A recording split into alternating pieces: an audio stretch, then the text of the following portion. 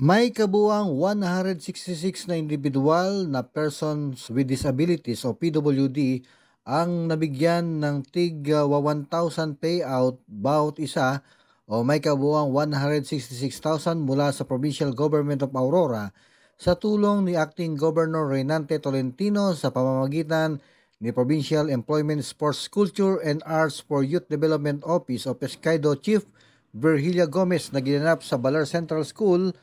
Baler National High School, San Luis Central School, Maria Aurora Central School at Dipakulaw Central School. Sa kanyang naging pahayag, binigyan din ni Gomez ang paliwanag ni Acting Governor Reynante Tolentino kaugnay sa mga pangarap niya sa mga kabataan na maging matagumpay sa hinaharap. Ang PWDs daw ay kasama sa normal na daloy ng lipunan kung kaya't todo daw ang suporta ni Tolentino sa mga pangarap ng mga ito. Nagbigay din ito ng pagpupugay sa mga PWD na nagtagumpay sa iba't ibang larangan katulad ng mga naging nurse, doktor, abogado, engineers, teacher at iba pa. Ako ang inyong naging tagapaghatid balita, Jason De Asis para sa RTV News Desk.